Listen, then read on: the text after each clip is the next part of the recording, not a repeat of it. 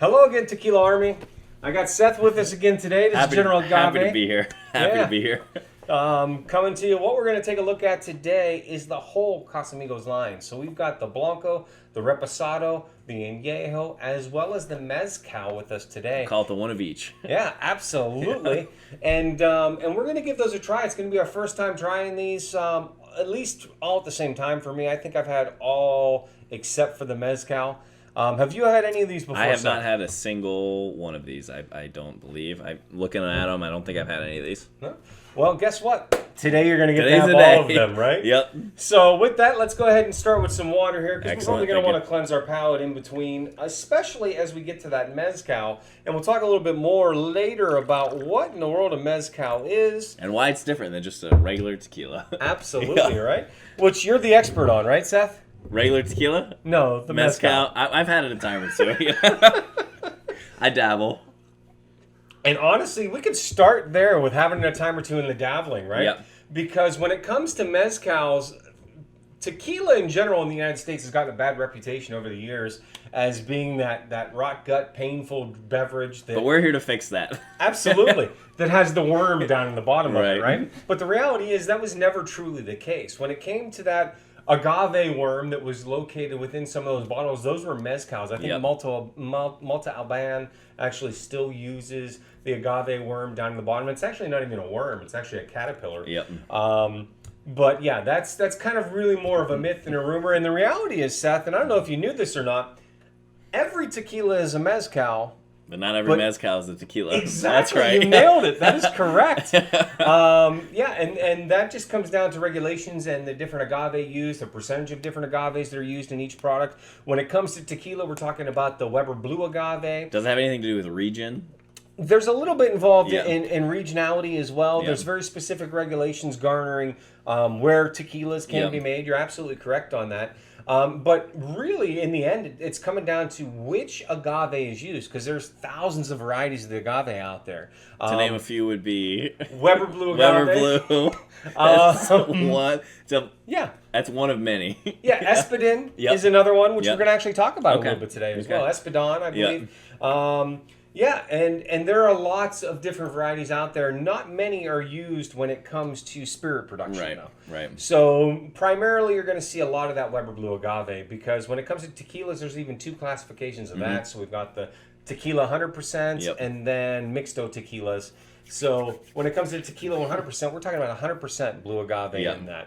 Whereas the mixtos are only 51%. That's probably what you hear advertised the most when people talk about tequila. When you're seeing advertisements, they always say 100% blue agave. You hear that a lot in the commercials. At least I do. I don't Correct. know. Yeah. Yeah, and that's because it projects not just information, Right. but also this level of separation, right? Mixto tequilas get a bad reputation for being just that, for being mixtos, for not being pure. Right. Because the reality is they only have to use 51% blue agave Right. in those mixto tequilas. And the remaining 49% can be any Anything. other sugar, Yeah. yeah. Yeah, so you're talking sugar cane. They could be using corn syrup from Kansas, right? Yeah. so there's all sorts of different things that can happen there. But the 100%, you know, it's 100% Right. blue agave. By law, for that to be on the bottle, it's got to be 100% blue Yep. agave. So we've got our water. So Right. let's start on the clear end and All work right. our way to the clear end. Believe it or not. So let's go ahead and start go ahead, with yeah. yeah. I'll grab it. Go ahead, yeah. I'll grab it. So we're gonna talk here. Actually, if you want to go ahead and pour, I'll let you do All that. right. So we popped open that silver. See if we can hear that cork. Oh, look at nice. that. Yeah. Nothing So- quite like it. So yeah, if you want to go ahead and give us some of the Blanco here. So when it comes to Casamigos, a lot of people know about this brand because this was actually founded. The owner is George Clooney. Yep. Yeah, he signs every single one of those That's right, bottles. himself. Yeah. Yeah, every single one. He's a busy guy. He's a busy guy. All right. In between movies, Yeah. he's out there just signing bottles. He's got the worst carpal tunnel on the planet. There you go. Because of this. Thank you there, Seth. And technically, I don't think he owns it anymore. I think he sold it for like a couple $1 billion or something last year. He owned it. It was founded, I think, in like 2017, 18, Yeah, something but they like still that. have his signature on the bottle. They absolutely do. It's Yep. all marketing, right? Right. Why not? And he And now still I takes a lot think- of pride in it. I think I've had this one before. Once. Sure. At a bar. Yeah. I remember it being an expensive shot. I don't remember pretty much all I remember. Yeah, But, no, absolutely, and that's because the Blanco in a fifth will run actually about $45 a bottle, yeah, right? And this all comes out of number 1609. They're using brick ovens to slow cook the agave for all of these. Brick oven agave. There you Heard go. of brick oven pizza? But have you heard of brick oven agave? Now you have, for certain, right? And then we're talking twice distilled. They're actually using, I believe, stainless steel pot stills for this. And a roller mill process, not the traditional old school Tajon, but they're still taking their time in making this product. So, so let's go ahead and give this a taste and see what we. Well, I guess we'll start with the nose. Yeah, start with the nose. I'm getting I'm getting some sweetness. Yeah, believe it, I'm getting a lot of sweetness here that I don't normally get on a Blanco. Believe it or not, when it comes to this Blanco, most Blancos come right out of the still and are bottled, and that's why they maintain that clear or that transparency that you're going to see there. This one is actually rested for 2 months. Wow. But it's actually rested in steel pots, so it never goes into a barrel. But it is that why rested. you have that clarity? Yeah. Yeah, that's why it maintains that clarity. But there is some sweetness there. Maybe a little floral aroma. There's definitely a lot of that agave on the front. The sweetness I don't think necessarily holds up on the once you actually drink it though. Maybe a little bit. Yeah. I get a little citrus, I think, in the nose too. Maybe a little saltiness as well. Wow. This one really hits me all over. I feel it behind my nose when I take a sip, on the back of the throat. That's good. Yeah, you know what? I think the sweetness holds up. I For disagree. a Blanco, I disagree. I think that sweetness. I just don't think the sweetness on the nose represents the actual sweetness of the taste. True, and it's not like an artificial sweetness or a vanilla that you probably get in an aged product that's taken that from the barrel, but it's almost a citrus fruity sweetness is what I get. It's good. It's very good. And for a Blanco, I'm telling you, this is pretty darn smooth, and it cooks the tongue nicely. It's very smooth. It is very. That's an easy sipper. There is some peppery warmth on the back end, though. A little bit. But I like it. Give it the thumbs up. Seth gives it the thumbs up. The highly coveted thumbs up From Seth, From absolutely. Me, Well, interesting. I'm actually, I'm impressed. That's better. It's better than I thought it was, just by appearance. Yeah, over time, Seth, and I might have shared this with you in the past. My taste when I came into agave, I started in college, right? Or when I started drinking tequilas that were, rot gut, nasty tequilas. El Toro, There you go. Yeah. And then from there, when I really got into tequila, I was really drawn towards añejos and extra añejos for the smoothness, the vanilla, the butterscotch, the oak that comes through on that. And then over time, that's kind of transitioned. And I'm finding myself liking the reposados and the blancos a heck of a lot more because it keeps some of that true agave flavor that is unique to any other spirit on the planet. So I can drink a bourbon and get that fruitiness, that cherry, that smoothness, that vanilla, that oak. I don't get any agave, right? So it's a whole unique I hope not. flavor. Yeah, somebody made their bourbon really wrong if they got that agave flavor. However, I did age some bourbon in a tequila barrel, and I'm waiting to see how that comes out. It's aging. It's not done yet. Correct. It's in the process, That'll be interesting. It will be. This is good. Yeah. It does not disappoint.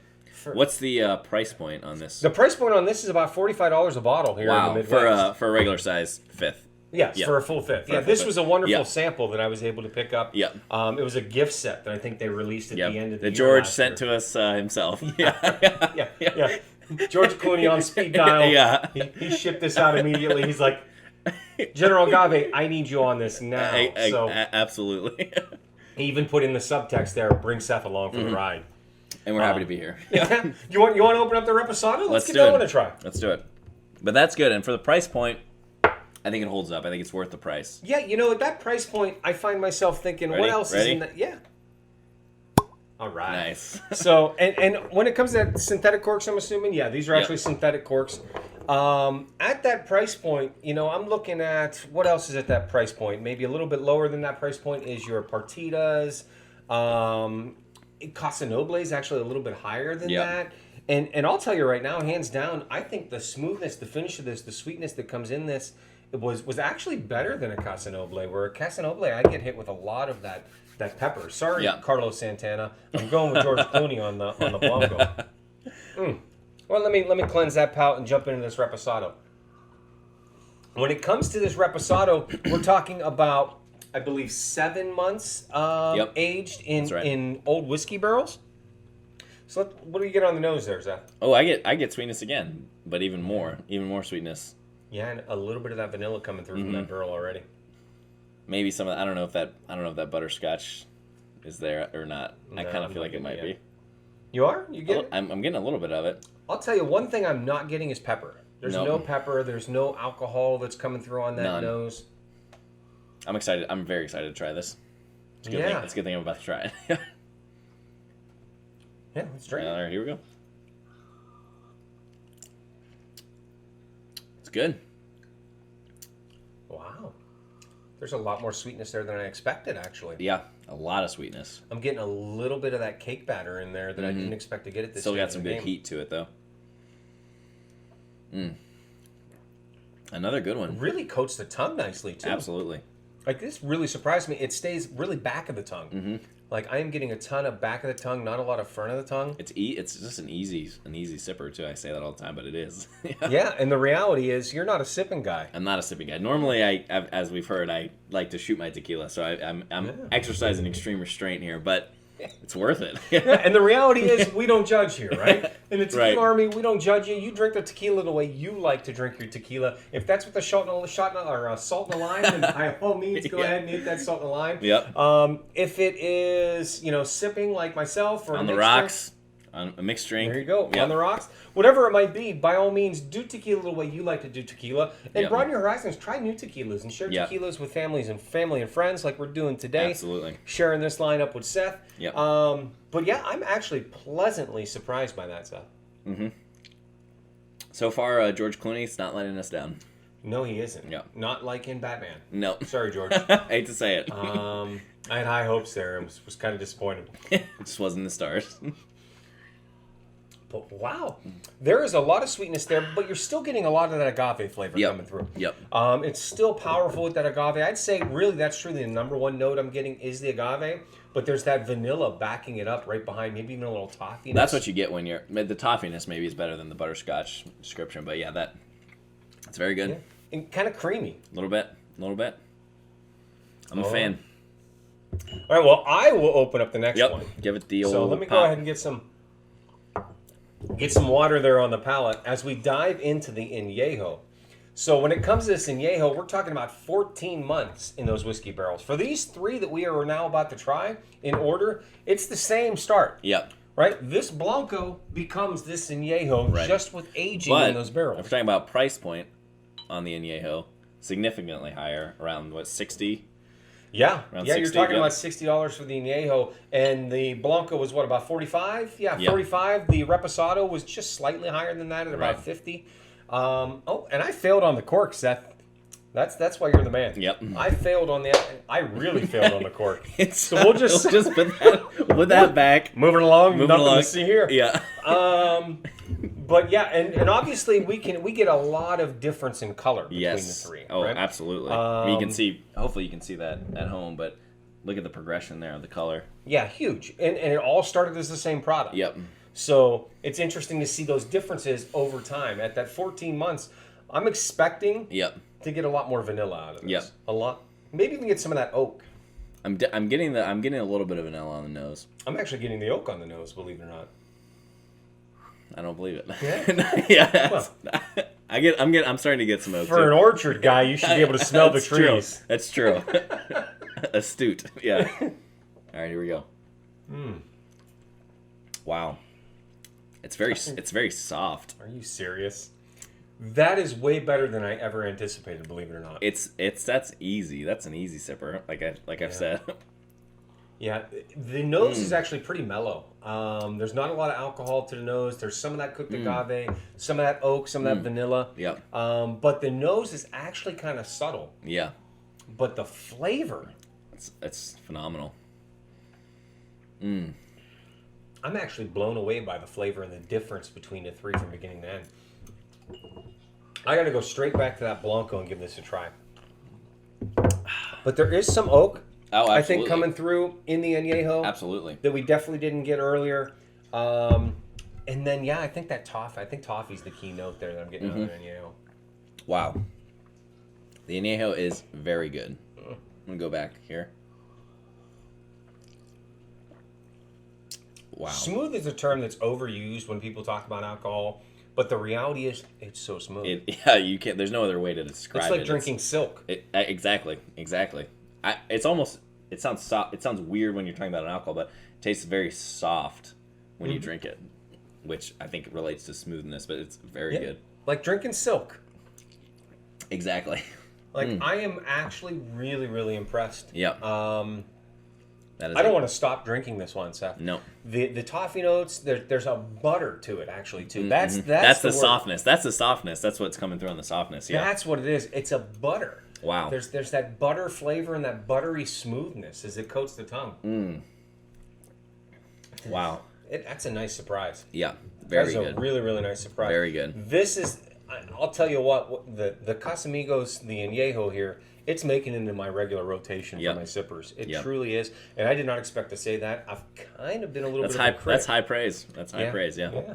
I've been a little bit of a critic when it comes to some of these celebrity tequilas that are out there. Yeah, well, people love to throw their name on a tequila bottle, and it's not always the best product. Right. Yeah. But this one definitely hits the mark. I'm rather impressed. So much so, I'm not even going to put the cork back on. There's no getting that anytime soon. One, because we can't find it. Two, because it's so good, we're going to continue to drink it. Absolutely. So now this one's actually plastic sealed. This is the mezcal. This is going to be interesting. Yeah. So when it comes to this mezcal, we're talking no blue agave involved anymore. No. So this is actually 100% Espadon agave in this. And when it comes to the cooking process, when we talked about the tequila lineup from Casamigos, this is a copper pot? No, well, this is a copper pot still. Yeah. Okay. Yeah. But the cooking process is 100% different, right? We're talking really, really old school methods here for this. So we were cooking in brick ovens, which is the old school tequila over here. But when it comes to mezcal, we're talking about pits. They're digging pits in the earth, lining it with lava rock. Yep. And then and at Casamigos, they're using old whiskey barrel staves. So they're using the old oak staves as the coals to heat that. And then they throw in all of the piñas from those agaves, and they cook them over several days, smoking them, basically. Wow. So each piña is split. Are we going to get smoking? Are we going to get some smokiness on this? That's the difference between your mezcals and your tequilas. Yeah. The dominant profile should be a smokiness that we get out of this, because each agave is slow smoked basically in that pit. Right. But for those old school methods, you also pay for it. Yes. Yeah. The price point on this mezcal. Now, some mezcals you go out there, you're gonna get low shelf or bottom shelf, low end mezcals, just like you get tequilas. Right. But when it comes to this, you're gonna give us the. Oh wait, I gotta give you the cork. Yep. That was pathetic. That was pathetic. At least you kept it on the table this time. As of now. When I go to put it back in, it's all over the store. So, but when it comes to this bottle, the full fifth of this is actually about $70. Wow. Yeah. That's an investment. When you're going to the liquor store and you're trying to pick up a bottle, when you're talking about the difference between like a $40 bottle up to a $70 bottle, that's an investment. So if it's a special occasion, I don't know, but this is gonna have to be pretty good to live up to that price point, in my opinion. Well, it's definitely a prettier bottle. The smoked glass on this looks really, really nice. Is that smoked glass? That's not a. It may be dipped. Is it a wrap? I don't know. It may be dipped. It's not a wrap. It is definitely the bottle is. Wow. It may be dipped, but it gives that smoked glass appearance for those of you out there. That looks pretty cool, actually. It's actually really cool. It's got a real nice feel to that bottle as well, right? Yeah, you're right about that. Kind of rustic feel to it. Yeah, it's really kind of nifty there. But when it comes to that price point, a lot of that has to do with the labor-intensive process involved as you're just with the pits and the smoking. Yep. Exactly, it's a huge labor-intensive process to produce that mezcal. So we should get some smokiness here. We'll see. We're probably going to get it on the nose, I would assume. We shall see. Definitely. It's extremely smoky. It's not hidden. That's for certain, guys. It is not hidden. That's like a house fire. It is extremely smoky. So for those of you who enjoy your whiskeys, right? Yeah. They oftentimes say that mezcals of the agave world are kind of the the scotches. Yeah. I think it's the Islay scotches, and kill me in the comments because Yeah. I'm not a Scotch guy. But there's different It's regions. a tequila there. podcast, not a Scotch podcast. Correct. Yeah. So there's different regions there, and when it comes to that, there are some really smoky scotches. I know that like Lagavulin is one of those smoky scotches. Lagavulin, yeah. And Lafroig. Yep. If you like Lafroig, I'm told to introduce you to mezcals instead of the tequilas. Yeah, because you will notice if you ever try this at home. Immediately, it is extremely like it's still smoking when you take a whiff of it. Yeah, like I'm surprised there's not black smoke whiffs coming up, out of this, right? I'll be interested to see because I don't love the feel of that on the nose, so I'll be interested to see how it tastes. Now there's some sweetness on that back end, but it is a dominant smoke coming through. But it smells like, to me, it's like it's burned, which I don't love. It's not like a smoky, just a little additive. It's like it smells like it's actually burning. Okay. And just so you guys know out there, I mean, this is a clear spirit, right? Completely clear spirit. Yeah, crystal. Yep. So Let's I mean, smell it. lots of smokiness. Let's go ahead and give that a sip here. Wow. The smokiness holds up through the mouthfeel. Wow. It's good. To me, and I'm gonna be honest, I don't love the smokiness. I don't love the smokiness. Just personal preference. Not a mezcal guy. I like the drink. It's not bad, but it is extremely smoky. You know, for the smokiness you get, there's no burn. True. None. True. There's that lingering smoke on The old the tongue. the old adage of where there's smoke, there's fire. Yeah, there's no fire. Doesn't hold up here. No fire here at all. Now, this is actually rested for 30 to 60 days prior to being bottled as well, which might mellow some of that out, but... There is zero burn. So if you like a smoky flavor, you would love this because this would be very easy to drink. It's very easy. But if you don't like smoky flavor, you're not going to like it. No, I like it. I like it, but it's not my favorite. Not my favorite. do. I like it. There is it's odd because when you think of smoke, you don't think of sweet at the same time. But this is both. This is sweet and smoke. And I absolutely adore that. This is one of these things that I can find myself actually sipping on a cake. I'd love to have a steak with this. The savoriness of this. I'll give you that. This would be good with a steak. But when we're looking at our price points, let's get one. That sounds good. Start cooking, Seth. All right. We'll after this video we'll have some steak, but we're talking 45, 50, 60, up to 70. Yeah. Price point wise, I'm always thinking about the consumer here. I wouldn't go. I don't think it's worth the money. Well, it's $70. Yep. Hot take, but I can afford a steak as well, right? If I'm paying $70 for a mezcal, I'm getting a steak as well. True.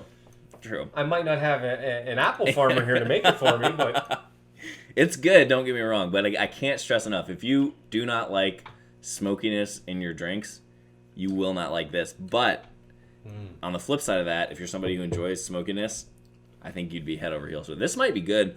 I know you don't like mixing your tequilas, Aaron, or not your tequilas, but your mezcals. But this might be good in a cocktail, with how forward that smoke is. I think it could add a lot to a cocktail. Yeah. I don't know what cocktail. Like kind of a twist on a Manhattan using a mezcal instead. That could be good. Maybe we should do one of those. Some different cocktails with mezcals and tequilas. Maybe that's in the future.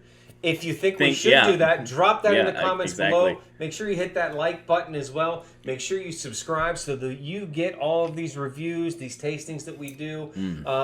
Become a member of that Tequila Army. Join the Tequila Army. Yeah. It's a great place. It's a great place to be. Without a doubt, I'll tell you, it certainly lingers. That smoke does not go away. No. At all. Even after some water. Right? No, it doesn't. It's still back there on that back of that tongue. With you for a while. Yeah. But it's not bad. It's a good flavor. It's a very good smoke flavor. Like I've said personally, I don't love a lot of smokiness in my spirits, but it's a high. You can tell it's a high quality and it's a good smoke flavor. I would love to have that with a rack of ribs. Yep, you get rack of ribs, the steak. Aaron wants this. It's all about food for me, guys. He wants this with some type of protein. Yeah. Give me a rack of ribs and the Casamigos mezcal, and I am set for the day. That would be very good. That night, when I'm looking for dessert, I'm probably going back to that añejo. Yeah. Do they ever serve it chilled? You can, absolutely. Because that might be good. I'm thinking a chilled mezcal, summertime, rack of ribs right out of the smoke pit. That could be a very good afternoon or evening. Sounds like I'm coming to your place, Seth. Yeah.